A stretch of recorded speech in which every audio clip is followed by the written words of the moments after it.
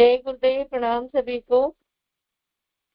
हर बुधवार हम लोग पढ़ते हैं एक महापुरुष के जीवन को, और आज हम लोग जान रहे हैं सुभाष चंद्र बोस जी के बारे में, जिसे परम पूज्य गुरुदेव कहते हैं स्वतंत्रता के मातृभूमि के पुजारी, स्वतंत्रता के स्वाधीनता के, वास्तव में स्वाधीनता के पुजारी सुभाष चंद्र बोस जी के जीवन को हम लोग समझ रहे हैं। आज चंद्रशेखर आजाद जी की जन्म दिवस है, जन्म तिथि है, किंतु आज हम लोगों से स्लिप आउट होकर के हम लोग सुभाष चंद्र बोस जी को दिमाग में पता नहीं कैसे आया, गुरुता की अपनी प्रेरणाएं, तो आज इनको पढ़ रहे हैं। और फिर हम अगले बुधवार पढ़ेंगे चंद्रशेखर आजाद जी के जीवन को। तो दोनों को फिर हम कंपैरेटिव स्टडी भी करेंगे, क्योंकि ये गुरु सत्ता की प्रेरणा से ऐसा कुछ हुआ, तो फिर हम उनको भी जानेंगे। और इस युग के महान क्रांतिकारी एक समय में जाके, जैसे समुद्र में गंगा जी विलीन हो जाती हैं, वैसे ही हमें इन महापुरुषों के त्याग तप बलिदान को समझना है। तो आइए मैं निवेदन करती हूँ आदरणीय रंजना दीदी से आगे का क्रम लेने के। जी प्रणाम दीदी, जय गुरुदेव, सभी को प्रणाम। आइए हम सुभाष चंद्र बोस को जाने, उससे पहले गुरु सत्ता का आवाहन ध्यान करें। ओम गुरुरे ब्रह्मा गुरुरे विष्णु गुरुरेव महेश्वरा गुरुरेव पर ब्रह्मा तस्मै श्री गुरुवे नमः। ओम आयातु वरदे देवी त्रयक्षरे ब्रह्मवादिनी गायत्री छन्दसां माता ब्रह्मयोने नमोस्तुते। ओम श्री गुरुवे नमः। ओम श्री गायत्रे नमः। आइए सभी देव शक्तियों को हाथ जोड़कर नमन वंदन करें। ओम नमोस्तवनंताय सहस्त्रमूर्ते सहस्रपादा शिशिरो रुबहवे सहस्ररूप परमाणिनीं च सहस्रकोटि युगधारिणी नमः। सहस्रकोटि युगधारिणी नमः। एक बार गायत्री मंत्र एक साथ। ओम भूर्भुवः स्वाहा तत्सवितुर्वरेण्यं भर्गो देवस्य धीमहि धियो यो नः प्रचोदयात्। आइए हम सब लोग सुभाष चंद्र बोस को जाने। सुबह से ही इनका स्वाध्याय हम लोग कर रहे हैं। मंदाकिनी में हम लोगों ने इनको जाना था, इनके जन्म को जाना था, इनकी शिक्षा को जाना था और इनके आध्यात्मिक भाव को जाना था। इनके अंदर आध्यात्मिक भाव की वृद्धि हुई और काफी पैसे वाले परिवार से थे, काफी बुद्धिमान थे, काफी अच्छी शिक्षा थी, किसी बात की कमी नहीं थी। वो चाहते तो एक बढ़िया जीवन जी सकते थे, पर उन्होंने ऐसा नहीं किया। उनके अंदर अध्यात्म जो उमड़ा और एक भाव आया कि देश इस समय परतंत्र है, इसको स्वतंत्र कराने के लिए कुछ ना कुछ मुझे करना ही होगा। और ऐसी अवस्था में शिक्षा दीक्षा प्राप्त करके उन्होंने अपने साथियों को भी आवाहित किया और उन्होंने सही एक बात बोली कि ये अश्वमेध यज्ञ है वर्तमान का, और इसमें हमें समिधा बनना है, हमें ये सौभाग्य मिला है, तो निश्चित ही हम जो है इस कार्य को आगे बढ़ाएं। वरना अपने लिए तो हर कोई जी लेता है, पर हमें जो है इस समय मातृभूमि के लिए जीना है। उनकी वाणी में जो ओज था, जो उनके अंदर जो अध्यात्म फूटा था, उससे हजारों लाखों युवा जो है उनके साथ चल दिए थे। और वो हमेशा ये नवयुवकों को ये बात बताते थे कि वो व्यक्ति धिक्कार हैं जो सिर्फ अपना जीवन जीते हैं। ये त्याग और मानवता और बलिदान, यही मनुष्य का जो है जन्म इसीलिए मिला है कि हमें त्याग करें, बलिदान दें और मानवता के लिए जिए, तो ये हमारा मानव जन्म जो है वो सार्थक हो सकता है। इस तरीके से उन्होंने अनेक व्यक्तियों को प्रेरणा दी, देशभक्त और स्वाधीनता का सैनिक बना दिया। अब ICS पास करने के बाद उनका जो लक्ष्य था वो यही था कि दूसरों का उद्धार करना, उपकार करना। विदेश यात्रा और राष्ट्रीय आंदोलन में उनका योगदान रहा। उन्होंने विदेश में जाना चाहते थे। वो क्यों जाना चाहते थे? कि विदेश जाकर वो वहां का ज्ञान और वहां का अनुभव लेना चाहते थे। ऐसा उनका मन था कि विदेशी शक्ति क्या है, क्यों हम निर्बल बन जाते हैं, और वहां रहकर अपनी निर्बलता और विदेशियों की शक्ति इसको समझ पाएंगे। इसीलिए जो है उनका मन वहां विदेश जाने का था। पर उनके पिता चाहते थे कि इंडियन सिविल सर्विसेज की परीक्षा वो पास करें और विदेश जाकर वो जो किसी अच्छी यूनिवर्सिटी से शिक्षा लें। उनका मन परीक्षा देने का बिल्कुल नहीं था, पर अपने उद्देश्य की पूर्ति के लिए वो विदेश गए। वहां से उन्होंने शिक्षा ग्रहण की और वहां तिलक महाराज और ये सरोजनी नायडू, वहां इंडियन मजलिस के नाम पर एक सभा होती थी, उसमें उन्होंने सुना और उन्होंने ये बात वहां जानी कि यहाँ के लोग जो हैं वो उद्यमशील हैं, समय की कीमत जानते हैं और उनका व्यवहारिक ज्ञान भी बहुत बढ़िया है। और सबसे बड़ी बात ये कि वो अपने शरीर और अपने स्वास्थ्य का बहुत ध्यान रखते हैं।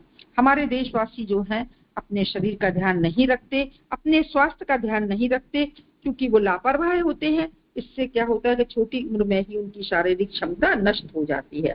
उन्होंने आकर यहाँ स्वास्थ्य रक्षा के बारे में भी लिखा, देश सेवा और समाज सेवा तभी हो पाएगी जबकि हम अपना स्वास्थ्य ठीक रखें।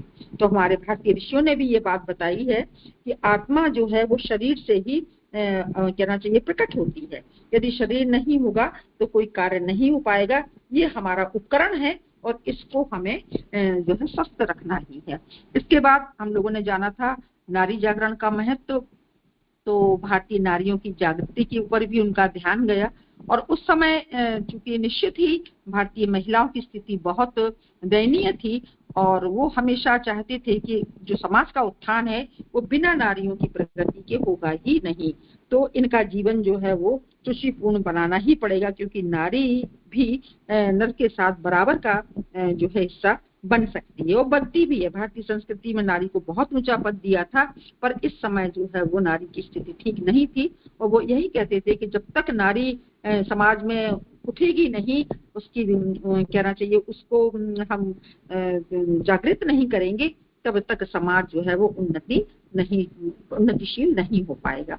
इसके बाद राजनीतिक आंदोलनों में भी आए वो, और उनके पिता ने तो इसीलिए भेजा था कि वो उच्च परीक्षा पास करें, पर उनका तो उद्देश्य दूसरा ही था। उन्होंने नौकरी नहीं की और अंग्रेज सरकार के विरुद्ध गांधी जी ने चूंकि सत्याग्रह संग्राम छेड़ दिया था तो वो भी जो है उसमें शामिल हो गए और वो गांधी जी देशवासियों का आह्वान कर रहे थे और इसके साथ साथ ये जो है सरकारी नौकरी को छोड़ने की बात करते थे कि इनकी अंग्रेजों की नौकरी नहीं करना है।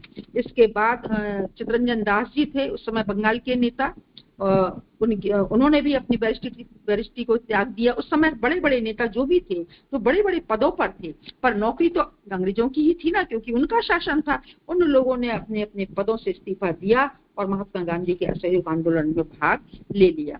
सुभाष बाबू भी इनके साथ आगे बढ़ते गए और लेकिन उनका जो आंदोलन था वो गांव-गांव जाकर अन्याय अत्याचारों के खिलाफ वो लड़ाई लड़ रहे थे। अंग्रेज सरकार भी डर रही थी उनको देखकर और उनको पकड़ कर उन पर मुकदमा चला देती थी। उनको 6 महीने की कैद भी हुई, पर वो हंसते ही रहे। उन्होंने कहा कोई मैंने चोरी नहीं की जो मुझे इतनी कम सजा दी गई। बहुत यानी जो है वो अच्छी तरह से वो इसके खिलाफ लड़ते ही रहे, आंदोलनों के खिलाफ। उनका आंदोलन जो है वो गांधी जी के विपरीत था, पर वो अपना काम करते रहे। स्वराज पार्टी की भी स्थापना हुई उस समय और ये अपना दैनिक पत्रों की देखरेख का कार्य भी इनके ऊपर आया। इसके बाद समाज सेवा और किसान संगठन के लिए भी उन्होंने काम किया। समाज की सेवा तो कर ही रहे थे, किसानों की तरफ भी उनका ध्यान गया और उन्होंने अपनी वॉलंटियर सेना बनाई जो कि सेवा कार्य का स्थान स्थान पर जाकर सेवा कार्य करते थे। एक समाज सेवा के लिए वो दल की भी स्थापना की इन्होंने। और सुभाष जो है वो अपने उनके बहुत पक्के थे, कांग्रेस नेताओं में फूट भी पड़ गई, पर उन्होंने अपना कार्य नहीं छोड़ा। वो अपने किसानों के लिए अधिकारों के लिए लगातार चेष्टा करते रहे। इसके बाद देश निर्वासन और बीमारी, सुभाष बाबू का जो प्रभाव बढ़ा तो उससे सरकार भी डर गई और उनके मन में डर भी हुआ। इस तरह से उनको जो है एकांतवास दे दिया गया और बर्मा की जलवायु, बर्मा में उनको जो है वो जेल में डाल दिया गया। वहां की जलवायु उनको अनुकूल नहीं हुई, वो अस्वस्थ भी हो गए, धीरे धीरे निर्बल हो गए। उसके बाद उन्होंने अपने एक मित्र को एक पत्र में लिखा था कि मेरे जेल जाने से तुम लोगों को आघात हुआ है, पर इस बात की तुम चिंता नहीं करो, ये भी एक आध्यात्मिक घटना है, निश्चित ही कहीं ना कहीं कुछ अच्छा ही होना है। और इस तरीके से वो अपने सभी मित्रों को आश्वासन देते रहे, उनका मनोबल बढ़ाते रहे। और उनके मन में ये आया कि जब वो जेल में रहे तो उनको समझ में आया कि जेल में कैसे रहते हैं और वहाँ के अपराधियों से जो है किसी को कोई सहानुभूति से नहीं देखता है। तो वो बार बार ये बात कहते थे कि जेल में जो है बहुत कुछ जानकारियां मिल पा रही हैं और मैं इस घटना का विचार कर रहा हूँ। हर स्थिति में, हर हाल में जो है वो कुछ ना कुछ अच्छा ढूंढते ही रहते थे। जेल में भी उन्होंने सब अच्छी बात देखी, अपराधियों की समस्या को जाना, उनके ऊपर विचार किया और उसके बाद जो है जेल की समस्या उनको बहुत बड़ी लगी। वो समझ गए कि समाज की सुख शांति के लिए इसकी प्रगति होना बहुत महत्वपूर्ण है। वो बीमार रहते थे फिर भी गहराई से विचार करते थे और ये उन्होंने संकल्प लिया कि जेलों में जो अपमान होता है, जो अत्याचार होता है, उसके खिलाफ मैं आवाज उठाऊंगा। इसके बाद जो है आगे अब जब तक मानव प्रकृति, उन्होंने लिखा है कि जब तक मानव प्रकृति जड़ मूल से नहीं बदल जाएगी तब तक जेल जैसी संस्था जो है खत्म नहीं हो पाएगी, क्योंकि अपराध तो समाज में होते ही रहते हैं और अपराधियों को दंड देने की व्यवस्था जेल में होती है, पर वहां का वातावरण अच्छा होना बहुत आवश्यक है। इसके बाद आज अभी हम जानेंगे देशबंधु दास के प्रति श्रद्धांजलि। पेज 22 जी दीदी आगे ले लीजिए। बहुत बहुत धन्यवाद रंजना दीदी। आगे मैं पढ़ रही हूँ, उसके बाद इंदिरा दीदी तैयार रहेंगी। देशबंधु दास के प्रति श्रद्धांजलि। जैसा आरंभ में लिखा जा चुका है कि सुभाष चंद्र को देश के राजनीतिक क्षेत्र में प्रवेश करने की प्रेरणा देने और बाद में मार्गदर्शन करके एक उच्च श्रेणी का नेता बनने का श्रेय मुख्यतः देशबंधु चित्तरंजन दास जी का ही था। इसलिए जब उनके आकस्मिक देहावसान को समाचार मांडले जेल में मिला तो सुभाष चंद्र की दशा एक वज्राहत वृक्ष की सी हो गई। उस समय की अवस्था का वर्णन करते हुए उन्होंने एक पत्र में लिखा। यहाँ बताया जा रहा है कि देशबंधु चित्तरंजन दास जो थे वो भी बहुत राजनीति में प्रभावित थे और उन्होंने बैरिस्ट्री छोड़ के ही महात्मा गांधी के साथ असहयोग आंदोलन में कार्य किया था।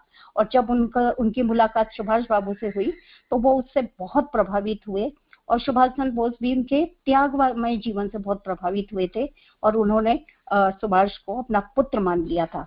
इसीलिए यहाँ पर यह बात बताई जा रही है कि उनके देहावसान के साथ ही उनको सबसे ज्यादा दुख यहाँ पर सुभाष चंद्र बोस को हुआ था। तुम जानते हो आज के दिन हमारा मन किस भाव से आच्छन्न हो रहा है। मेरा विश्वास है हम सबका ध्यान इस समय एक ही तरफ लगा है और वह है महात्मा देशबंधु का देह त्याग। जब मैंने अखबार में यह दारुण समाचार पढ़ा तो आंखों पर विश्वास न कर सका, पर हाय वह समाचार निश्चय ही एक निर्मम सत्य था। इसके परिणाम स्वरूप समस्त बंगाली जाति का भाग्य लुट गया, यही कहना पड़ता है। तो यहाँ पर सुभाष चंद्र बोस जी बता रहे हैं कि जब उनका देहावसान की खबर मिली, मृत्यु की खबर मिली, तो उन्हें एक बहुत ही बड़ा वज्राघात हुआ और उन्होंने जब इसको समाचार पत्र में पढ़ा तो उन्हें यही लगा कि उन्हें विश्वास करना पड़ा, क्योंकि ऐसी घटनाएं जो होती है जीवन में वो उस पर हम विश्वास नहीं कर पाते हैं। और उन्हें लगा कि जो बंगाल उस समय कार्य कर रहा था वो उनका सबका भाग्य लुट गया, यानी उनका जो मेन नेता था वो चला गया। जो सब विचार इस समय मेरे मन में उथल पुथल मचा रहे हैं उनको प्रकट करके मन के शोक को कम करने का उपाय भी मेरे पास नहीं है, क्योंकि ये विचार इतने पवित्र व इतने मूल्यवान हैं कि उनको अनजान लोगों के सामने प्रकट नहीं किया जा सकता। पर मेरे सब पत्र तो सरकारी सेंसर द्वारा पढ़कर ही भेजे जाते हैं, जो हमारे लिए एक अपरिचित व्यक्ति ही है। इसके अतिरिक्त आज मेरा मन इतना विचलित और शोकाकुल हो रहा है और साथ ही मानसिक जगत में मैं अपने को उस स्वर्गीय महात्मा के इतना निकट अनुभव कर रहा हूँ कि इस समय उनके गुणों पर ठीक ठीक विचार करके कुछ लिख सकना सब बिल्कुल संभव नहीं है। मैंने उनके अत्यंत निकट रहकर आकस्मिक अवसरों पर उनकी जो छवि देखी है उसका कुछ आभास समय आने पर दे सकूंगा, ऐसी आशा है। यहाँ पर सुभाष चंद्र बोस जी बता रहे हैं कि उनके मन में बहुत ही उथल पुथल थी इस घटना से, और वो काफी उनके संपर्क में थे और काफी क्लोज थे, तो इस कारण वो बहुत ही विचलित भी थे।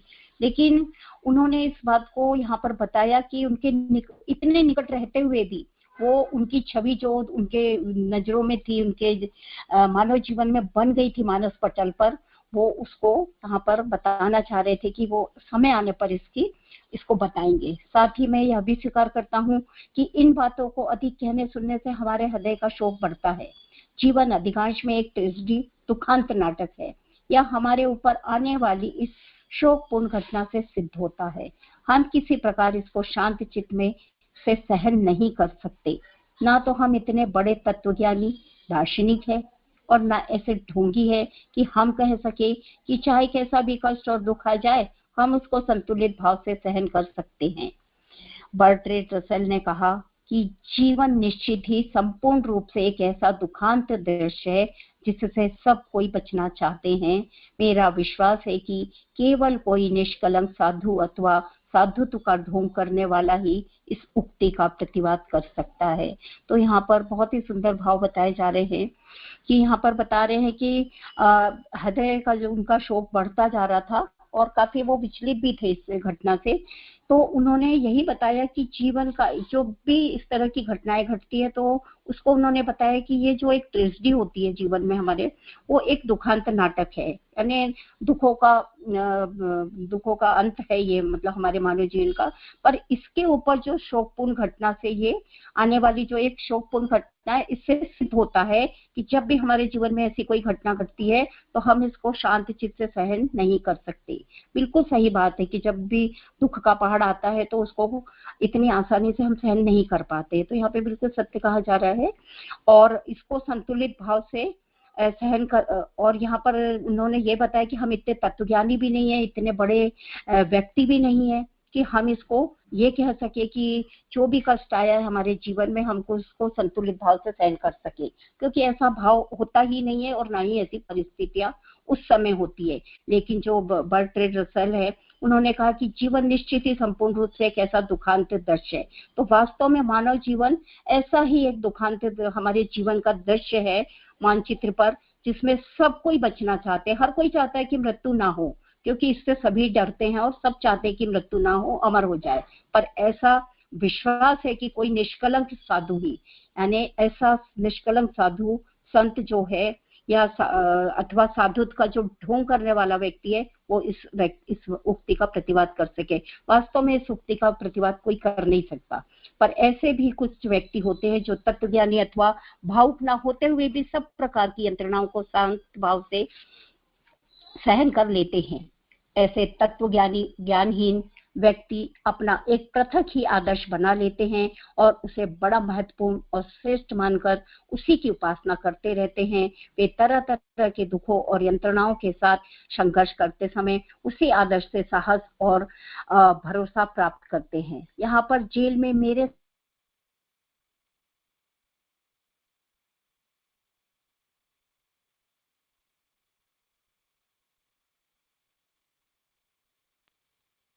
आवाज नहीं आ रही? हमारी दीदी बहुत अच्छे ढंग से पढ़ रही थी कि जो तत्वज्ञानी व्यक्ति होता है वो ही सच्ची में जो इस तरह का दुख होता है उसको सहन कर सकता है। तो बहुत ही सुंदर यहाँ पर दीदी हमें बता रही थी।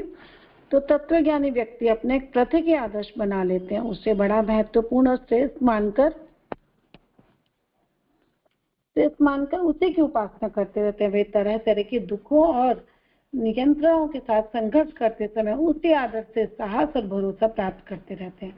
तो यहाँ पर बहुत सुंदर हमें बताया कि वो लोग जितने भी प्रतिकूलता सहन करते हैं उसको उपासना के रूप में मान लेते हैं। जैसे हम लोग जानते हैं कि कुंती ने भी क्या बोला था कि जितने दुख आए प्रभु मेरे पास दुख ही आते रहे ताकि मैं आपको कम से कम याद तो करते रहूं। इस तरह जितने भी दुख आते हैं तो उससे हम लोग और भी साहसी बनते जाते हैं। तो यहाँ पर जेल में मेरे साथ अनेक ऐसे कैदी हैं जो भावुक और दार्शनिक नहीं है, तब भी वीरों की तरह सब कष्टों को शांत भाव से सहन कर लेते हैं।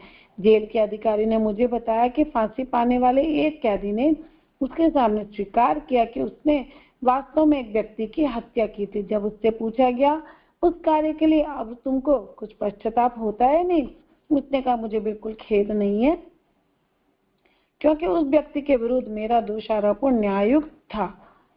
इसके बाद वह फांसी के तख्ते पर खड़ा हुआ और प्राण दे दिए, पर उसके चेहरे पर एक भी सिकन नहीं आई। जेल खानों में ऐसे उदाहरण बहुत पाए जाते हैं।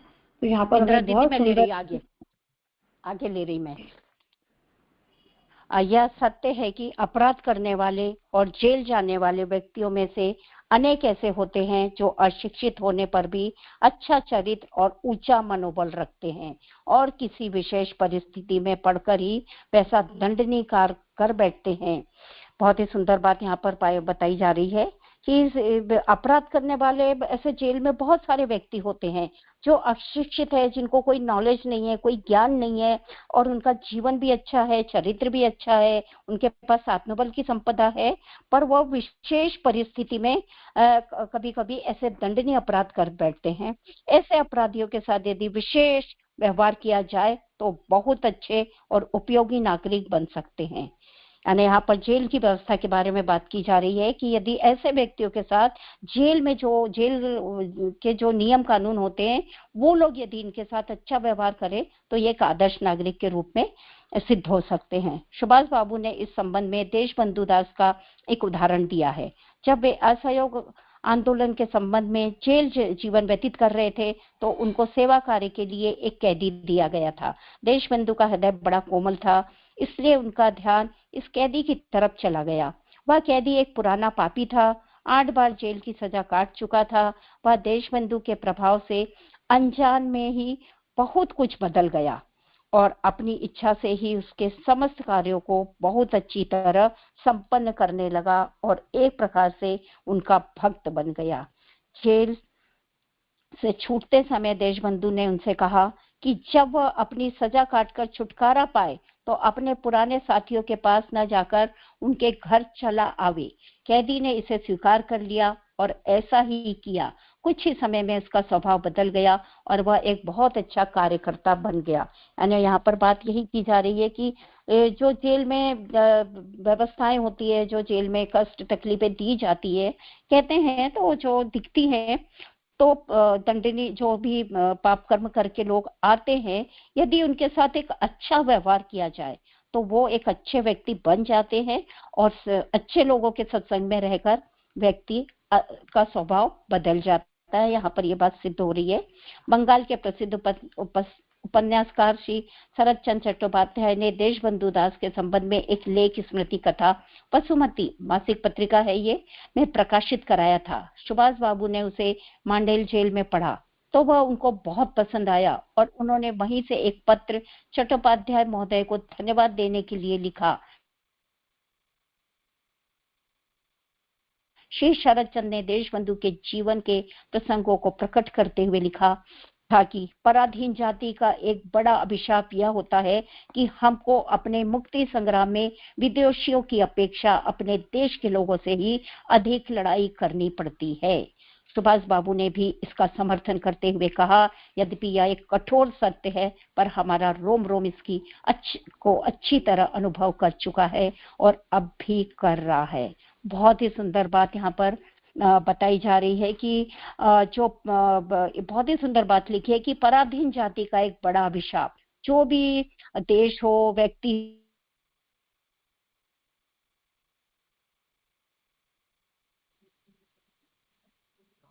हो, कि वो लोग आपस में क्या बोलते हैं, उनमें वो नहीं होता है, यानी आत्मीयता नहीं होती है। और कहते हैं ना कि जिस थाली में खाओ उसी में छेद कर दो। ये वही बात है कि जिस थाली में खाते और उसी में छेद करने वाली बात यहाँ पर बताई जा रही है। तो इस तरह से ऐसे लोग हमारी ही पार्टी में होते हैं जो हमारा ही नुकसान पहुंचाते हैं और इसका अनुभव वो कर रहे थे। सन 1927 में गया कांग्रेस के समय देशबंधु दास की स्थिति अकस्मात बहुत बदल गई थी। जो व्यक्ति बैरिस्टरी में प्रति वर्ष लाखों रुपया कमाता था और उसे उदारता पूर्वक लोगों की सहायता खर्च कर डालता था, इस समय राजनीतिक आंदोलन के संबंध में मतभेद हो जाने से छोटे छोटे लोगों को भी उसकी निंदा कुत्सा करने का अवसर मिल गया था। श्री शरद चंद्र ने उस स्थिति का वर्णन करते हुए लिखा था, कोई सहायक नहीं है, धन नहीं है, अपने अधिकार में कोई समाचार पत्र नहीं है, अत्यंत छोटे लोग भी बिना गाली बात नहीं करते। देशबंधु की यह कैसी दशा हो गई है। जब वे गया से लौटकर कलकत्ता आए तो बंगाल के सब अखबार असत्य और अर्ध सत्य बातें लिखकर विरोधी प्रचार कर रहे थे। हमारे पक्ष की बात कहने वाला अथवा हमारे वक्तव्य को भी स्वेच्छापूर्वक स्थान देने वाला कोई समाचार पत्र न था। जिस घर में एक समय बैठने को स्थान नहीं मिलता था, उसमें क्या मित्र और क्या शत्रु, किसी के पैरों की धूल नहीं पड़ती थी। फिर जब समय बदला तो बाहरी लोगों और पद प्राप्त करने के अभिलाषियों की इतनी भीड़ वहां पर होने लगी कि अपने खास कार्यकर्ताओं की बात करने का मौका भी नहीं मिलता था। यानी जो राजनीति में देखते हैं हम लोग कैसी स्थितियां होती है, तो यहाँ पर उसी चीज उसकी का वर्णन किया जा रहा है। स्वार्थ में डूबी हुई दुनिया का यह एक स्पष्ट चित्र है जिससे किसी प्रकार के लाभ की आशा होती है। अपना कोई मतलब पूरा होता जान पड़ता है, उससे लोग अनेक बहानों से जान पहचान निकालकर ठुकुर सुहाती बातें करने लगते हैं और जब मतलब निकल जाता है अथवा वह स्वयं शक्तिहीन हो जाता है तो कोई उसकी तरफ आंख उठाकर भी नहीं देखता। पर देशबंधु दास इतने अधिक उदार और विशाल हृदय वाले महापुरुष थे कि उन्होंने लोगों की स्वार्थपरता को खूब अच्छी तरह समझते हुए और उनकी दुरंगी नीति को देखते हुए भी किसी को यथासंभव निराश नहीं करते थे। वे तन मन धन से प्रत्येक आगंतुक की अभिलाषा को परिस्थिति के अनुसार पूरा करने का प्रयत्न अवश्य करते थे। इस कार्य में उन्होंने प्राय अपना सर्वस्व लगा दिया था और इसलिए लाखों रुपए प्रतिवर्ष कमाने पर भी सदा सामान्य आर्थिक अवस्था में रहते थे। तो देशबंधु जी के बारे में आप बताया जा रहा है कि आज के जो लोग है, दुनिया है, राजनीति है, यहाँ पे सब स्वार्थ का ज्यादा बोलबाला है और स्वार्थ में डूबी दुनिया इसी तरह की होती है। उसका यहाँ पर बहुत ही सुंदर चित्रण किया गया है। लेकिन जो देशबंधु दास जी थे वो लाखों रुपए कमाते थे क्योंकि बैरिस्ट्री उन्हें की हुई थी, लेकिन उन्होंने वो जितना भी कमाया उसको केवल अपने देश के लिए, मातृभूमि के लिए लगा दिया और कभी भी उन्होंने अपने नेचर के अनुसार उन्होंने कभी किसी को दुख नहीं पहुंचाया। इसीलिए वो बहुत ही मतलब उनका जीवन बड़ा त्यागमय था। हमेशा दूसरों की सेवा करना, दूसरों का की कार्य इच्छाओं को पूरा करना और पूरा जीवन मातृभूमि के लिए उन्होंने समर्पित करा था। आगे स्वदेश प्रेम और कर्तव्य भावना, इंदिरा दीदी ले लीजिए आप यहाँ से।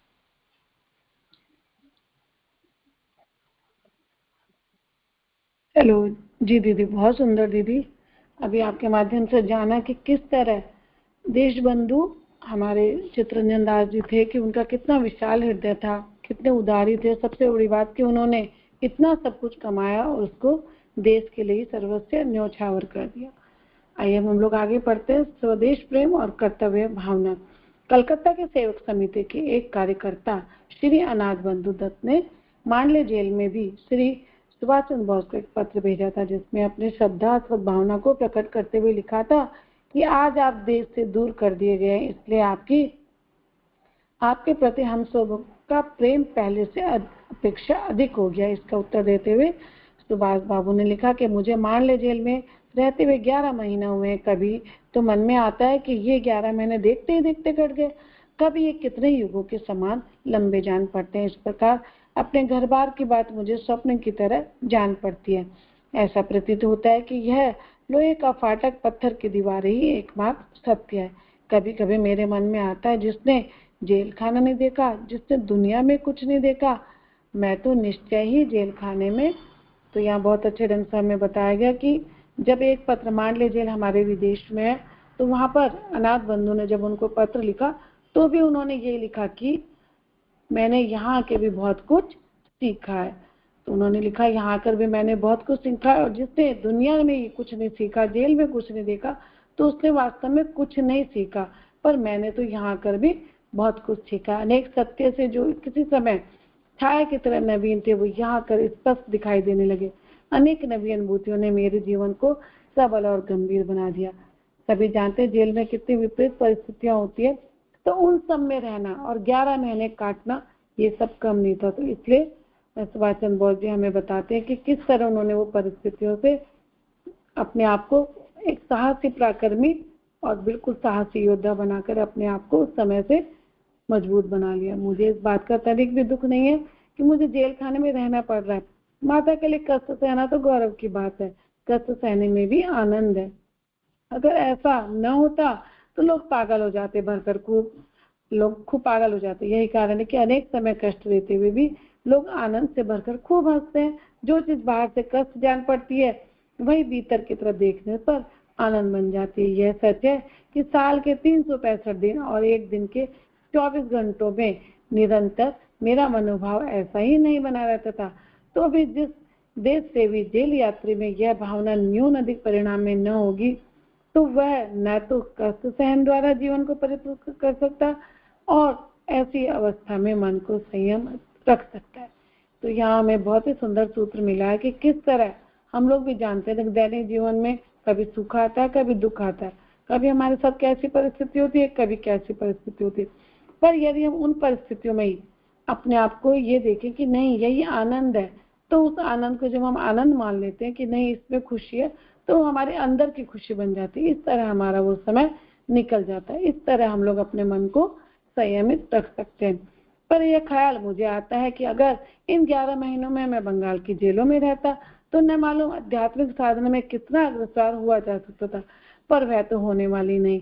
इसलिए मैं भगवान से यही प्रार्थना करता हूँ कि तुम अपने पता का जिसको दो उसे उसके ले चलने की शक्ति भी दो। अब यहाँ पर वो मांडले जेल में थे, बाहर के जेल में थे, तो वो यही कह रहे हैं कि हमारे देश की यदि मैं जेल में होता तो यहाँ पर तो मेरी ऑटोमेटिक आध्यात्मिक साधना चलती, आत्मिक प्रगति होती। पर वो बार बार भगवान से ये कहते हैं कि आप जिसको भी ये पताका दो तो उसे उसके ले चलने की शक्ति भी दो। आज बंगाल से दूर रहने के कारण वह मुझे पहले से भी अत्यंत सुंदर और सत्य जान पड़ने लगा। हमारा देश जिससे वो दूर है तो वो उनको और भी सुंदर दिखने लगा। स्वर्गीय देशबंधु ने अपनी एक रचना में कहा था, बंगाल के जल, बंगाल की मिट्टी में एक चित्ररंजन सत्य निहित है। अगर मैं 1 वर्ष तक यहाँ मांडले की जेल में न रहता तो मुझे उक्त कथन की सत्यता का अनुभव नहीं हो सकता था। अब मुझे बंगाल के सबसे श्यामला भूमि, वहाँ के मधुगंध से पूरित आम्रकानन मंदिरों में धूप आदि का देना, संध्या काल की आरती, सबका स्मरण होता है और कल्पना में भी न जाने कितने सुंदर लगते हैं। हम लोग कहते हैं ना, दूर के ढोल सुहावने होते हैं। तो यानी हम लोग दूर से जब जानते हैं तभी हमें अपनी जगह की, अपने वस्तु की, सबकी हमें उपयोगिता महसूस होती है। तो यही बात हमारे सुभाष चंद्र बोस जी के साथ हुआ। प्रातःकाल और संध्या के समय जब मैं बादलों के छोटे छोटे टुकड़ों को सामने से जाते हुए देखता हूँ, तो अब यहाँ पर मैं और अच्छे ढंग से पूरी कल्पना करके बता रहे हैं। हम लोग भी कल्पना कर सकते हैं कि मेघदूत के किसी यक्ष की तरह उनके द्वारा अपने हृदय की श्रद्धा भावना भगजननी के चरणों में भिजवा दो।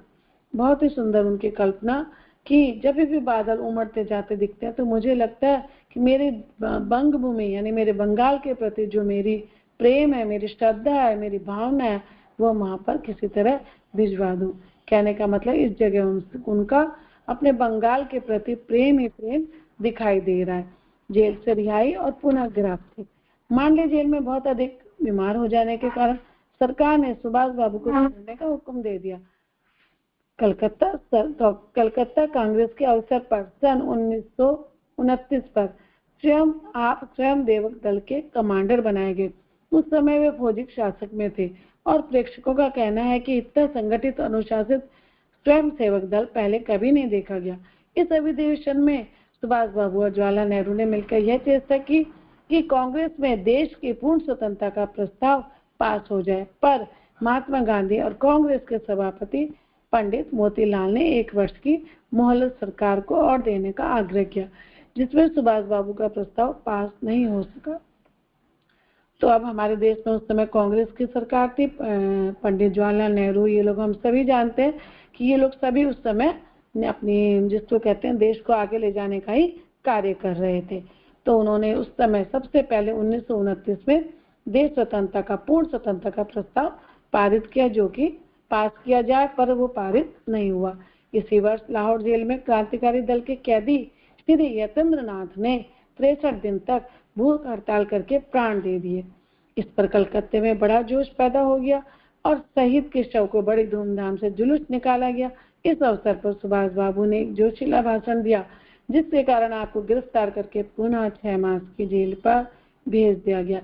अब 1929 से पहले जब वो मांडले जेल में बहुत बीमार हुए थे तो उनको वापस भारत में ले जाया गया।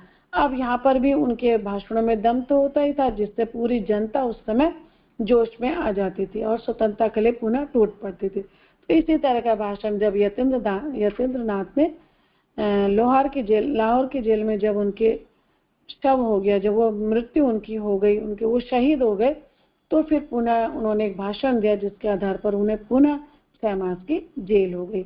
इस प्रकार कई बार मुकदमा चलाकर जेल भेजते भेजते जब सरकार थक गई तो उसने इनको भारत रक्षा कानून में नजरबंद कर दिया।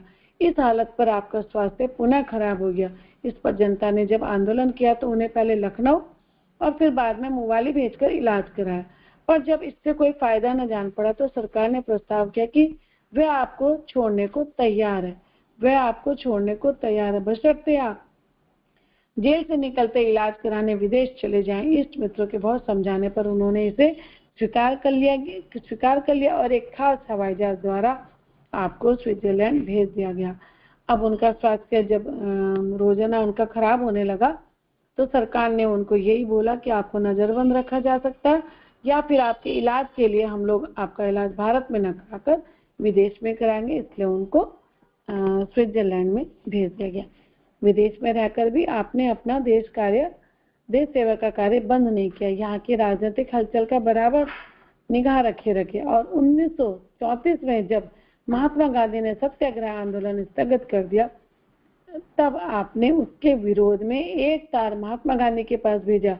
आप इटली जाकर मुसोलिनी और आयरलैंड में डी बेलेरा से मिले। ये दोनों आपके देश की स्वाधीनता के लिए लड़े थे। सुभाष बाबू ने इनसे अपनी भावी कार्यक्रम के विषय में प्रेरणा ग्रहण की।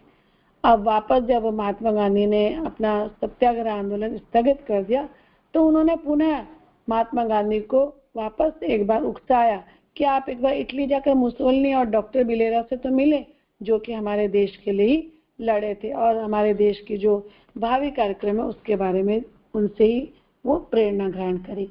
इसी बीच में आपके पिता बहुत बीमार हो गए। उनकी इच्छा थी कि सुभाष को अंतिम समय में देख ले।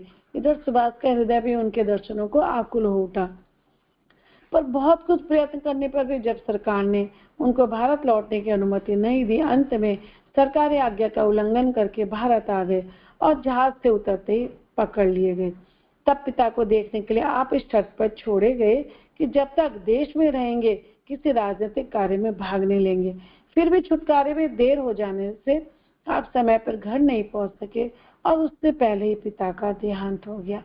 इससे सुभाष का हृदय सरकार के प्रति और भी विरोधी भावना से भर गया। पिता का क्रियाक्रम हो जाने पर आपको फिर विदेश लौटना पड़ा। परिवार से मिलने की व्याकुलता, अपने पिता से मिलने की व्याकुलता, पर उनकी व्याकुलता विदेश में रहने के कारण समय पर पूरी नहीं हो पाई और विदेशी सरकार ने पुनः जब पिता का क्रियाक्रम हो गया तो उनको पुनः ही विदेश भेज दिया। 2 वर्ष बाद जब वे पुनः भारत को आए तो पुराने आदेश के अनुसार पुनः गिरफ्तार कर लिए गए और 1.5 वर्ष तक जेल में रहे। अंत में जब सब प्रांतों में कांग्रेसी सरकारें बन गई तब आपका जेल से छुटकारा हुआ। सन 1938 में हरिपुरा कांग्रेस के सभापति बनाए गए। सन 1939 का कांग्रेस अधिवेशन त्रिपुरा में हुआ और इस बार भी सुभाष बाबू को ही सभापति चुना गया, पर गांधी जी और कांग्रेस के अन्य प्रमुख नेता समझते थे कि सुभाष बाबू के विचार अधिक उग्र है। इधर यूरोपियन महायुद्ध प्रारंभ हो गया था, इसलिए पूर्ण सोच विचार कर कदम उठाना उचित था। सुभाष बाबू को यह स्थिति पसंद नहीं है और उन्होंने कांग्रेस को छोड़ दिया। हम लोग सभी जानते हैं राजनीति में कितनी नीतियां होती है, कितना उन लोगों को कोटे से काम कार्य करना पड़ता है। तो उस समय जब हमारा दूसरा विश्व युद्ध प्रारंभ होने वाला था तो उससे पूर्व जो भी उनको सभी को लग रहा था कि सुभाष बाबू का जो स्वभाव है बहुत उग्र है, तो इस तरह से वो आपस में कोई भी सहमति नहीं हुई दोनों में, कांग्रेस में और सुभाष बाबू में। तो उन्होंने पूरी टीम को कांग्रेस को ही छोड़ दिया। सन 1940 में रामगढ़ कांग्रेस के अधिवेशन के अवसर पर सुभाष बाबू ने समझौता विरोधी कॉन्फ्रेंस का आयोजन किया और उसमें बहुत जोशीला भाषण दिया। इसके बाद अपने ब्लैक हॉल स्मारक को देश के लिए अपमानजनक बतलाकर उसके विरुद्ध आंदोलन छेड़ दिया। सरकार ने इनको पकड़कर फिर जेल में डाल दिया, पर जब वहां पर उन्होंने भूख हड़ताल की तो छोड़ देना पड़ा। सरकार ने इनकी मांग को स्वीकार करके ब्लैक होल को हटाना स्वीकार कर लिया, पर साथ ही इनको अपने घर में नजरबंद रहने का आदेश जारी कर दिया, जिससे आपका किसी से भी मेल जुलना बंद हो गया। तो यहाँ पर यही हमें दिख रहा है सबको कि किस तरह उनको बार बार जेल में जाना पड़ा और बार बार सरकार उनको नजरबंद कर देती थी, क्योंकि वो जो जोशीला भाषण देते थे उससे पूरी जनता में वो एक जोश उत्पन्न कर देते थे, ताकि सब लोग शांत न बैठे बल्कि देश के लिए कार्य करें। तो ये उनका देश के प्रति उदार स्वभाव था। सन 1941 की 25 जनवरी को कलकत्ता की अदालत में सुभाष का मुकदमा पेश होने वाला था, पर उस समय मालूम हुआ कि वे घर को छोड़कर न मालूम कहाँ गायब हो गए थे। घर के बाहर पुलिस का पहरा बराबर लगा रहता था, पर सुभाष बाबू वेश बदलकर पहरेदार के सामने बाहर निकल गए और उसी वेश में पेशावर पहुंचकर काबुल पहुंच गए। वहां से स्थल मार्ग द्वारा ही यात्रा करते हुए जर्मनी पहुंचकर इंग्लैंड के कट्टर शत्रु हिटलर से भेंट की। फिर एक गोताखोर नाव द्वारा आप जापान पहुंच गए। उस समय जापान ने अंग्रेजों द्वारा अधिकृत बर्मा पर आक्रमण करके अपना शासन स्थापित किया था। सुभाष बाबू ने वहां जाकर पकड़े हुए भारतीय सैनिकों और अन्य भारतवासियों को की आजाद हिंद फौज सेना बनाई और एक आजाद हिंद सरकार भी स्थापित कर दी। तो यहाँ पर हमें सब कुछ यही दिख रहा है कि किस तरह वो ही समझ लें कि अपना वेश बदल के भी अपने देश के बाहर काबुल के बाहर पेशावर पहुंच गए और फिर बाद में वहां से जापान पहुंच गए और जापान पहुंचकर उन्होंने आजाद हिंद सेना बनाई। इसकी तरफ से अंग्रेजों पर हमला किया गया ताकि अंग्रेजों के विरुद्ध पुनः लड़ाई की जा सके और इम्फाल आसाम में एक बहुत बड़ी लड़ाई हुई। कुछ समय बाद अंग्रेजों की कितनी नई सेनाएं आ जाने से आजाद हिंद सेना को पीछे हटना पड़ा। इस प्रकार सुभाष बाबू अंग्रेजों को भारत से हटाने की चेष्टा करते रहे, जिसका भारतवर्ष और संसार के अन्य देशों पर बहुत ही अच्छा प्रभाव पड़ा। पर अगस्त 1945 में जब जापान ने हार कर आत्मसमर्पण कर दिया तो आजाद हिंद सेना भंग कर दी गई और सुभाष बाबू एक हवाई जहाज में जापान जाते हुए जापान के गिर जाने से मृत्यु को प्राप्त हुए। तो बहुत ही सुंदर यहाँ हम लोगों ने जाना कि किस तरह उन्होंने देश के बाहर से अपना स्वतंत्रता के लिए संघर्ष जारी रखा। वहां पे सेना बना दी, वहां जितने भी हिंदू सैनिक थे, भारतवासी थे, उन सब के साथ मिलकर उन्होंने सेना बना दी। पर अंग्रेजों की जो थी सेना शक्ति ज्यादा थी, तो उस कारण वो पुनः हार गए। जिसके हार गए के कहने का मतलब कि उनकी जो आजाद हिंद सेना थी वो पुनः भंग कर दी गई और इधर जापान भी हार गया था, तो इसलिए उनको किसी का भी सहयोग नहीं मिला और फिर आपस में आजाद हिंद सेना जो हमारी है वो भंग कर दी गई। और बाद में जब सुभाष बाबू जापान के हारने के बाद अपने देश आने की कोशिश कर रहे थे तो वो एक जहाज के गिर जाने पर मृत्यु को प्राप्त हो गए। तो ये हम अपने सुभाष बाबू का हम लोग यहाँ संघर्ष देख रहे हैं कि जीवन पर्यंत उन्होंने देश के लिए संघर्ष किया। सुभाष बाबू का जीवन व्रत। इस प्रकार देश के महान आत्मबलिदानी नंदूबेन पढ़ लेंगी दीदी। जी दीदी, पेज नंबर 31। नंदूबेन क्या समझाना नहीं है, सीधे पढ़ते जाना, आप ना समय हो गया है। जी दीदी, हम लोग विचार ले लेंगे दीदी। बहुत बहुत धन्यवाद आदरणीय इंदिरा दीदी। मैं आगे लेती हूँ 32 पेज पर सुभाष बाबू का जीवन व्रत। इस प्रकार देश के एक महान आत्मा बलिदानी के जीवन का अंत असमय में हो गया। इतनी अल्प आयु में और इतनी शीघ्रता से देशवासियों के हृदय में ऐसा उच्च स्थान प्राप्त करने का उदाहरण शायद ही एकाध मिल सके। सुभाष बाबू ने 18 वर्ष की आयु में ही पिता से यह कहा था, विवेकानंद का आदर्श ही मेरा आदर्श है, और वास्तव में उन्होंने उसे कार्य रूप में चरितार्थ कर दिखाया। स्वामी विवेकानंद ने भी यौवन में प्रवेश करते ही अपनी समस्त शक्ति, विद्या, प्रतिभा देशवासियों के कल्याणार्थ समर्पित कर दी थी। वे सन्यासी बने थे, पर उस सन्यास ग्रहण का अर्थ वर्तमान समय के अधिकांश सन्यासियों के तरह बिना कुछ परिश्रम परोपकार किए दूसरों की कमाई पर सुख का जीवन व्यतीत करना नहीं था। स्वामी विवेकानंद ने देश के उच्च से उच्च पदवीधारी की अपेक्षा अधिक योग्यता और कर्मठता होते हुए भी उसका उपयोग अपने लिए न करके मातृभूमि के उत्थान के लिए किया। मातृभूमि के उद्धार उत्थान के लिए किया। यही कारण है कि जहाँ देश अन्य असंख्य सन्यासियों स्वामियों को भूल गया, वहाँ इस सन्यासी की शताब्दी समस्त भारतीय राष्ट्र ने अपूर्व उत्साह के साथ मनाई। सुभाष बाबू ने अपना जीवन पूर्ण रूप से इसी आदर्श के अनुकूल सिद्ध करके दिखा दिया।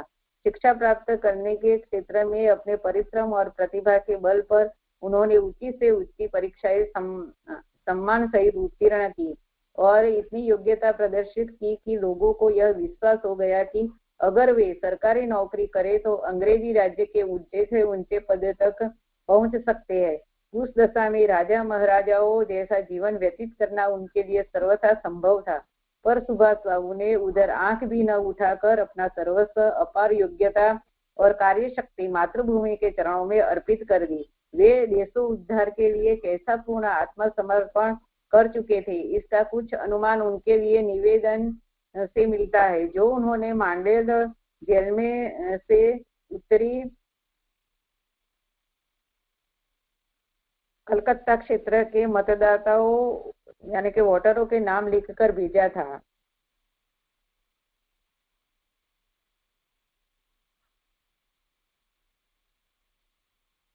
श्री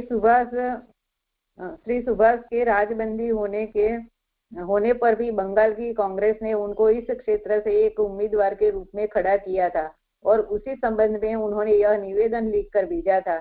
मेरे इस अल्प और साथ ही घटनाओं से भरे जीवन के ऊपर होकर जो आंधी तूफान गुजर चुका है, उसी की कसौटी पर मैं अपने कुछ जान पहचान चुका हूँ। इससे मुझे यह निश्चय हो गया है कि युवावस्था के प्रभात काल में ही मैंने जिस कंटकमय मार्ग की यात्रा आरंभ की है, उस समय पर मैं अंत तक चल सकूंगा। अज्ञात भविष्य को सामने देखकर जो व्रत एक दिन ग्रहण किया था, उसका उद्यापन किए बिना मैं इस मार्ग से पैर न हटाऊंगा। अपने समस्त जीवन के अनुभव और शिक्षा के द्वारा खोज करके मैंने इसी सत्य सिद्धांत को प्राप्त किया है कि पराधीन जाति का सब कुछ व्यर्थ है।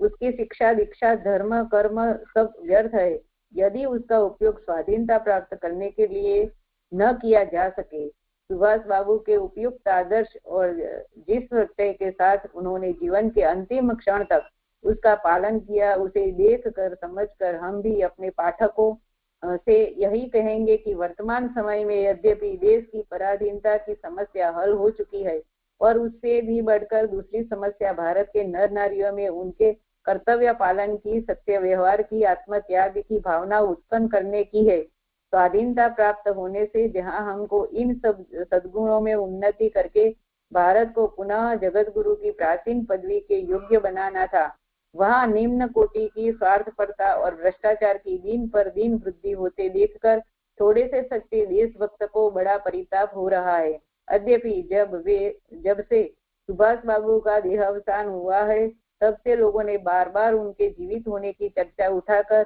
उनके प्रति अपने प्रेम का ही परिचय दिया है, और इस प्रेम की वास्तविकता को तभी स्वीकार किया जा सकता है जब हम उन्हीं की तरह अपना स्वार्थ त्याग कर अपनी शक्ति और साधनों को पूरा नहीं तो उनका कुछ भाग ही देशवासियों के उत्थान के लिए लगाते रहे। तो ऐसे स्वाधीनता के पुजारी सुभाष चंद्र बोस को सत सत नमन दे हुए भी आप समझाइए। धन्यवाद। बहुत बहुत धन्यवाद दीदी। रंजना दीदी, विचारों का क्रम ले ले सीधे ना, या थोड़ा सा समराइज करेंगे? थोड़ा सा 2 लाइन में हम समराइज करेंगे इसको, तो पहले तो कर ही चुके हैं इतना बड़ा। तो अभी हम लोगों ने जो अंत में बाद में जाना इनके सुभाष चंद्र बोस के बारे में कि इनका पूरा जीवन फिर क्या चलता रहा, बार बार उनको जो है वो जेल में डालते रहे अंग्रेज सरकार, क्योंकि वो कर्तव्य भावना उनकी और स्वदेश प्रेम उनका बहुत ज्यादा था। वो अपनी बंगाल की मिट्टी को भी बहुत प्यार करते रहे और उसके प्रति भी उनकी श्रद्धा भावना यहाँ स्पष्ट की गई।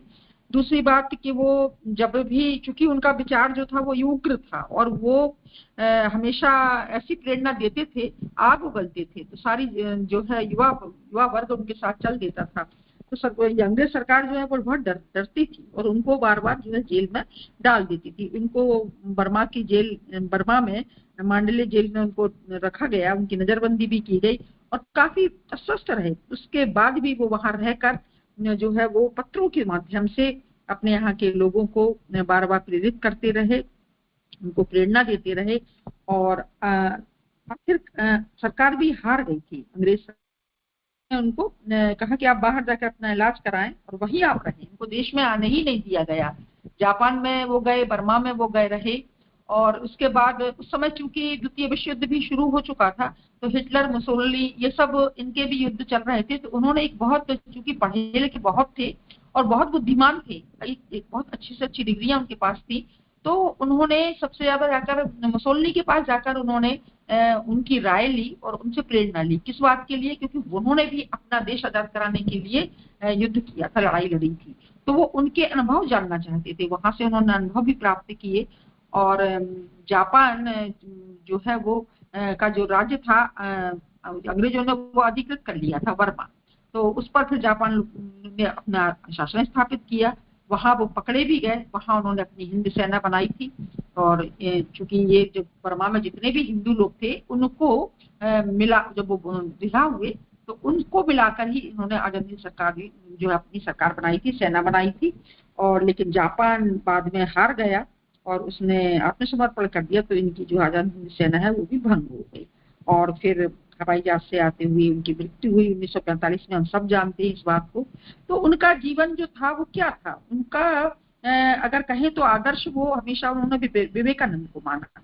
और विवेकानंद ने जो इतनी छोटी सी उम्र में जो है वो अपने देश के लिए कार्य किया, वही कार्य सुभाष बाबू ने भी किया। वो चाहते तो राजा महाराजाओं की तरह रह सकते थे, पर उन्होंने अपने देश के उद्धार के लिए ही कार्य किया। उनका कहना यही था कि शिक्षा ग्रहण करके और योग्यता हासिल करके यदि हम पराधीन जाति में हैं तो सब कुछ व्यर्थ है। यानी पराधीनता जो है वो सबसे बेकार है, उसमें कौन सा सुख मिलेगा?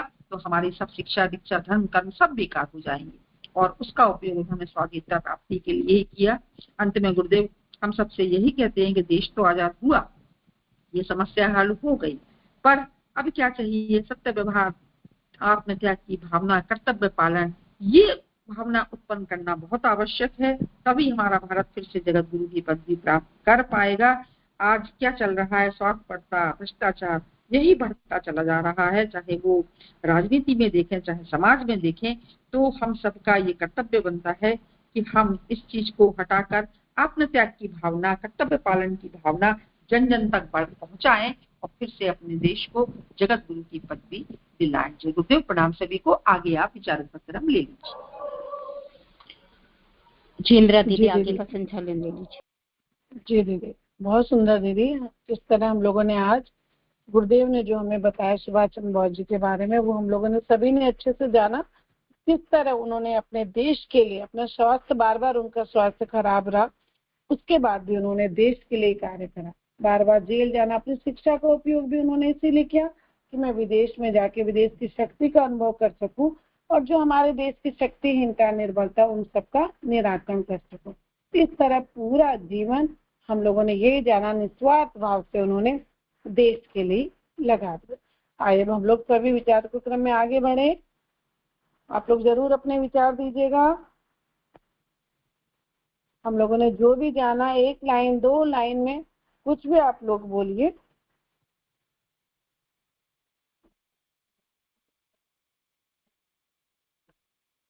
सबसे ज्यादा जो हमारे सुभाष चंद्र बोस थे, देश बंधु से सबसे ज्यादा प्रभावित थे और उन्होंने किस तरह से देखा कि देश बंधु जी की भी जो एक कमाई थी, वो क्योंकि बैरिस्ट्री करते थे तो बहुत ज्यादा थी उनकी कमाई, और उन्होंने, देश बंधु ने भी क्या करा, पूरा अपना जो जीवन है वो देश के लिए उदार भाव से सबकी आर्थिक सहायता करके और देश के लिए जहां जहां जरूरत पड़ी उन्होंने सब उसमें लगा दिया। इस तरह सबसे ज्यादा देशबंधु जिससे प्रेरित हुए और उन्हीं की भांति उन्होंने जीवन भर कार्य करा। और इस तरह बाहर की जेल में रह के भी बार बार अपने देश से जुड़े रहे। शरद चंद्र चट्टोपाध्याय का जो पत्रिका थी वासुमती, उसमें जब उन्होंने देखा, उन्होंने बहुत अच्छा लिखा हुआ था कि हमारे अपराधी लोग तो हमें नुकसान पहुंचाते ही है, पर उससे ज्यादा हानि हम लोगों की आसपास के लोग, हमारे अपने लोगों से होती है। तो आज भी ये परिस्थिति हमेशा कायम रहती है और उस समय भी ये स्थिति कायम थी। हमेशा दुखद घटना, प्रतिकूल परिस्थितियां हमेशा होती है, पर उस प्रतिकूलता में भी हम बिल्कुल स्थिर बने रहें। तो ऐसा हमारे को अपने ऊपर नियंत्रण संयम हमें करना चाहिए। और बार बार सुभाष चंद्र बोस जेल में डाले गए, बार बार भागे, बार बार उनको नजरबंद किया गया, इतना भी उसके बाद भी उनको विदेश भी जेल में डाल दिया करा ताकि वो कहीं पर भी वहां से बाहर ना आ सके। पर उनके पिता की मृत्यु पर जब वो लेट पहुंचे, पुनः उनको वापस वहीं भेज दिया गया। सब किस कारण? कि वो अपने देश की स्वतंत्रता चाहते थे और देश की जनता को बार बार जिसको कहते हैं उत्साहित करते थे। तो दीदी किसी का भी क्वेश्चन टच नहीं है, हम लोग फिर आगे बढ़ें क्या? हाँ दीदी, थोड़ा सा देख लेते कोई। आप लोग आइए, सब लोग। इतना सुंदर हम लोगों ने जीवन दर्शन पढ़ा है और हम महापुरुषों के जीवन दर्शन से हर बुधवार को कुछ ना कुछ सीखते हैं। यहाँ पर हमने नेताजी सुभाष चंद्र बोस का जीवन दर्शन जाना है, तो इनके जीवन दर्शन में एक बात बहुत सुंदर देखने को मिलती है। आपको जिनको वो देना है, आप लोग क्या बोलते हैं, क्वेश्चन टच कर लीजिए, विचार। तो यहाँ पर एक बात बहुत सुंदर बताई थी, इसको बंद करना।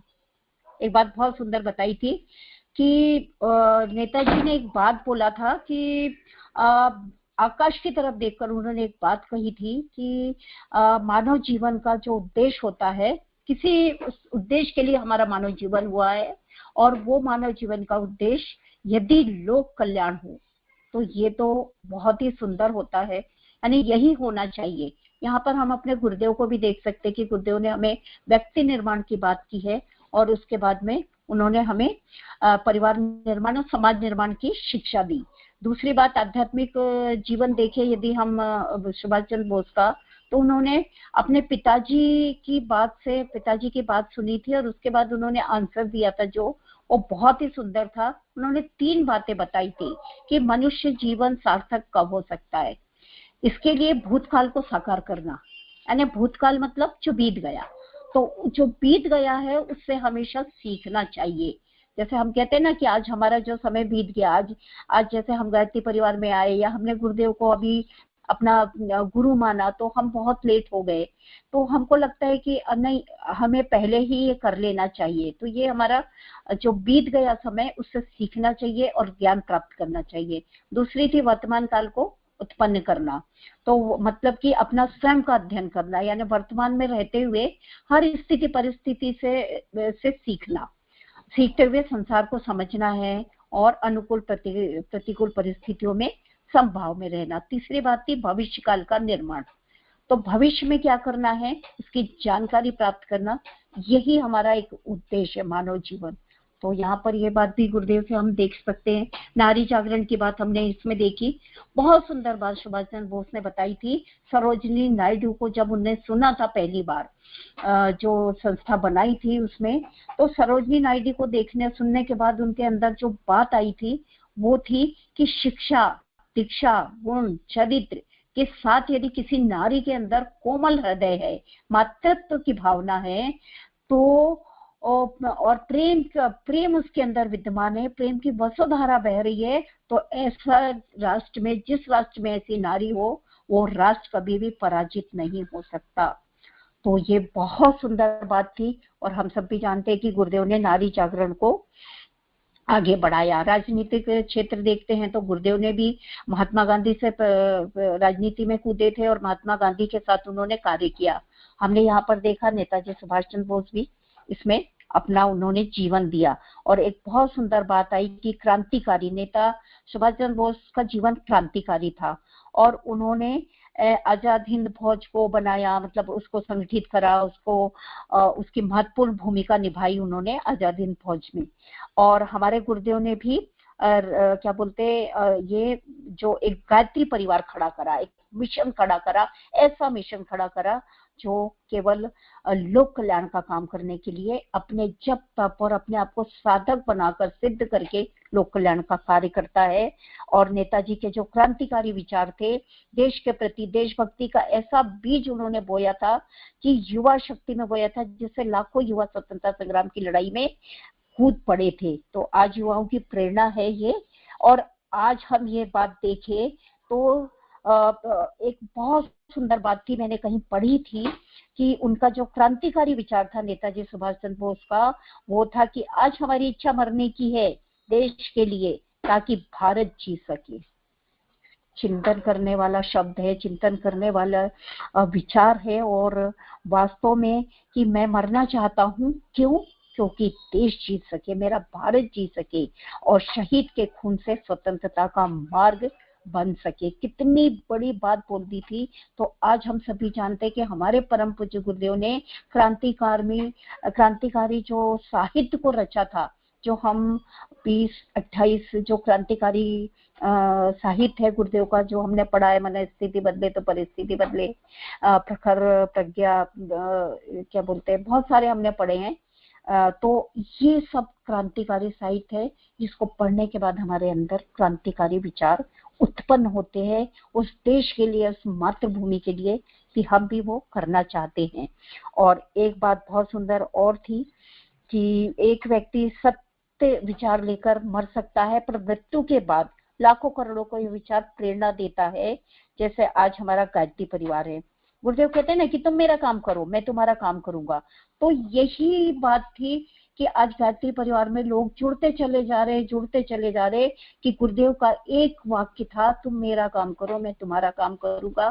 इसका मीनिंग तो बाद में समझे लोग, लेकिन इस वाक्य से जुड़ते चले गए, 16 करोड़ का गायत्री परिवार खड़ा हो गया। आगे आहुति का क्रम ले लीजिए दीदी, यदि कोई विचार देना चाहे तो। प्रणाम सभी। जी दीदी, बहुत सुंदर दीदी। विचारों के क्रम में दीदी कोई भी हमारे साथ नहीं है, तो हम लोग उनसे प्रेरणा लेते हुए कि हम भी जो जीवन हमें देश कल्याण के लिए मिला है उसका बिल्कुल सदुपयोग करेंगे। सबसे बड़ी बात, अपने स्वास्थ्य का ध्यान रखेंगे और उसके बाद फिर शरीर का उपयोग देश कार्य के लिए लगाएंगे।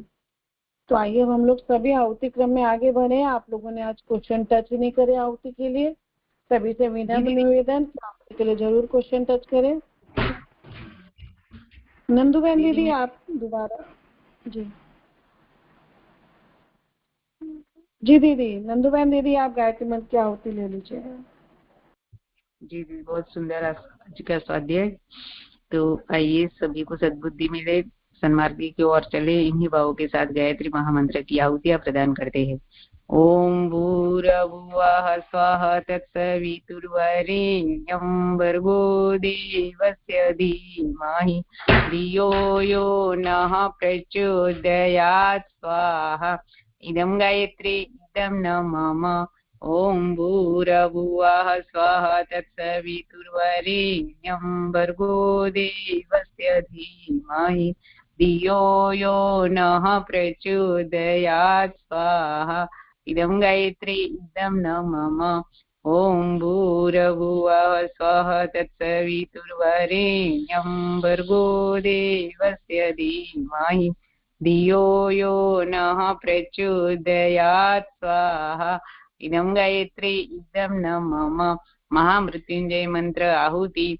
आज जिनका जन्मदिन है उनका जीवन मंगलमय बने, और जिनका विवाह दिवस है उनका दाम्पत्य जीवन सुखी और प्रसन्न रहे, और जो बीमार है उसको निरोगीता मिले, स्वस्थता प्रदान हो, और सभी प्राणियों की मंगल कामना करते हुए महामृत्युंजय भगवान को आहुतियां प्रदान करते हैं।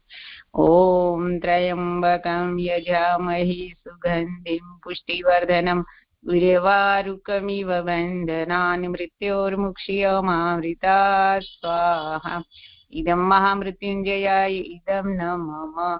ओम त्र्यंबकं यजामहे सुगंधिं पुष्टिवर्धनम् उर्वारुकमिव बन्धनान् मृत्योर्मुक्ष्यमामृतात् स्वाहा। इदं महामृत्युंजयाय इदं न मम। ॐ त्र्यम्बकं यजामहे सुगन्धिं पुष्टिवर्धनम् उर्वारुकमिव बन्धनान् मृत्योर्मुक्ष्यमामृतात् स्वाहा। इदं महामृत्युञ्जयाय इदं न मम।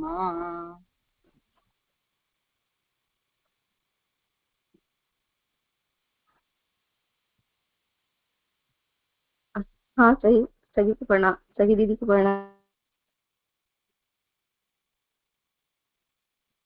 दिवंगत आत्मानां शान्त्यर्थम् आहुति। ॐ शन्नो मित्र शं वरुण शन्नो भवत्वरिमा शं न इन्द्रो बृहस्पति शं नो विष्णुरुक्रमः स्वाहा।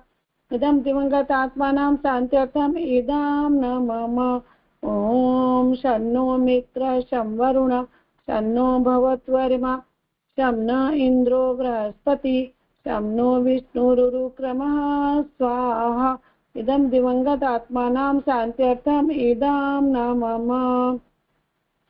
ॐ शन्नो मित्रः शं वरुण शन्नो भवत्वर्मा शं न इन्द्रो बृहस्पति शं नो विष्णुरुक्रमः स्वाहा। इदं दिवंगत आत्मानां शान्त्यर्थम् इदं न मम। पर्यावरण पुष्ट्यर्थम आहुति। ओम पृथ्वे स्वाहा स्वाहा। ओम अंतरिक्षाय स्वाहा स्वाहा।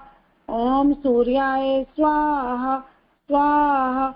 ओम चंद्राय स्वाहा स्वाहा। ओम नक्षत्रेभ्यः स्वाहा स्वाहा। ओम अदभ्यः स्वाहा स्वाहा। ओम औषधेभ्यः स्वाहा स्वाहा। ओम वनस्पतिभ्यः स्वाहा स्वाहा। ओम चराचरेभ्यः स्वाहा स्वाहा। ओम सरासरेभ्यः स्वाहा स्वाहा। इदं पर्यावरण पुष्ट्यर्थम् इदं न मम। आज हम लोगों ने पूरे दिन बहुत सुंदर सुभाष चंद्र बोस जी के बारे में जाना। तो आज उन्हीं के लिए समर्पित ये आहुति। ओम पूर्णमदः पूर्णमिदं पूर्णात् पूर्णमुदच्यते पूर्णस्य पूर्णमादाय पूर्णमेवावशिष्यते। ओम पूर्णादवि परापस् पुनरा पुनरापत् वस्ने विकीर्णा वा स्फुर्ध्वं सत्क्रतो स्वाहा। ओम सर्वे वे पुण्यगं स्वाहा। शांति पाठ। सर्वत्र शांति हो, सभी के पापों का शमन हो और प्रभु की अनुकंपा हम सब पर बरसे, इसी भाव के साथ आइए शांति पाठ।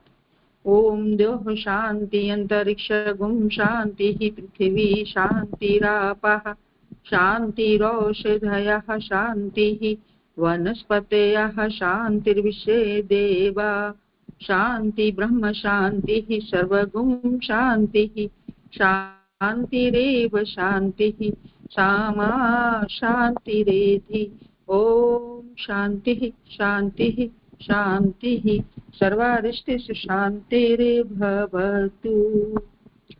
आवाहित देवताओं को पुनः आने के लिए भाव भरा विदाई करते हैं और भावना करते हैं कि देव अनुग्रह सभी पर बना रहे।